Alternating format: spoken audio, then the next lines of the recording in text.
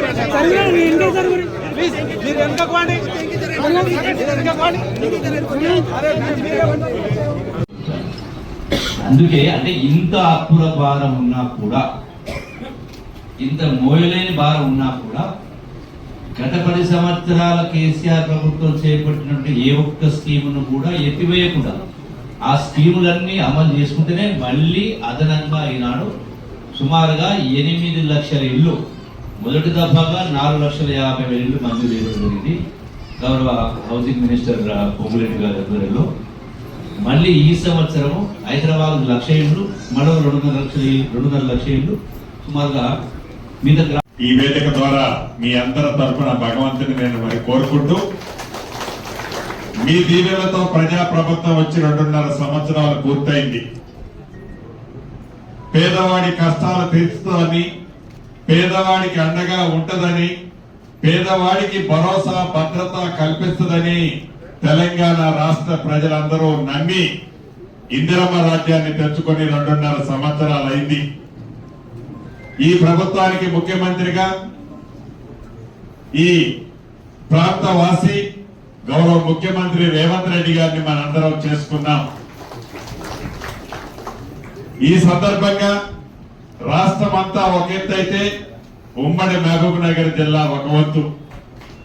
ఇందాక స్థానిక శాసనసభ్యులు అడిగినా, పెద్దన్న జూపల్లన్న అడిగినా, ఇంకొక మిత్రుడు అన్న శ్రీహరన్న అడిగినా, ఎవరు అడిగినా గౌరవ ముఖ్యమంత్రి గారికి చెప్పాల్సిందే, గౌరవ ముఖ్యమంత్రి గారి పర్మిషన్ తీసుకొని చేయాల్సిందే.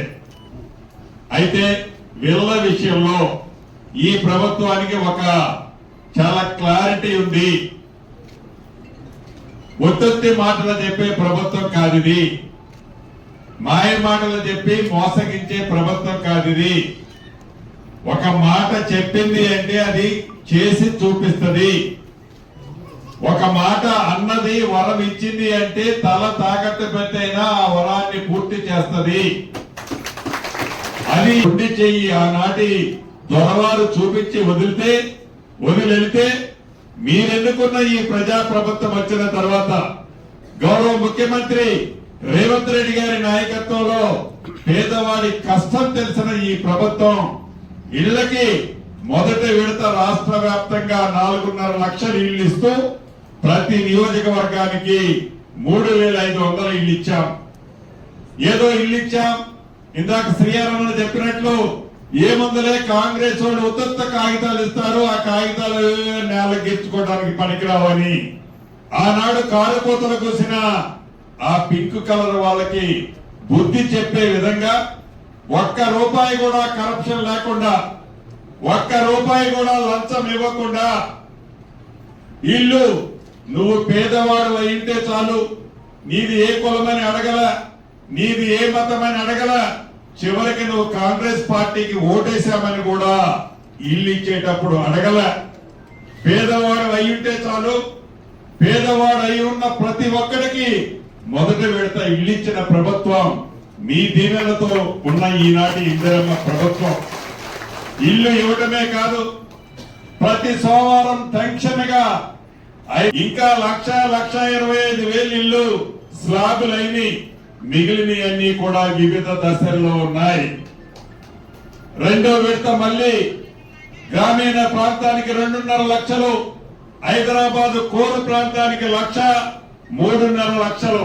మొదలు ఇచ్చింది 4.5 లక్షలు, రెండోసారి ఇచ్చింది 3.5 లక్షలు.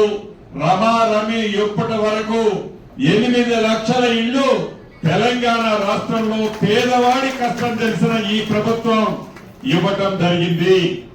మాటలతోనే కాకుండా ఆనాటి ప్రభుత్వం 8,21,000 కోట్లు అప్పు చేసిన పేదవాడి కష్టం తెలిసిన ఈ ప్రభుత్వం సంక్షేమ కార్యక్రమాలు ఎక్కడా తగ్గకుండా, అభివృద్ధి కూడా ఎక్కడా లోటు పడకుండా జోడెడ్లలా ఈ ప్రభుత్వం ప్రతి సంక్షేమ కార్యక్రమాన్ని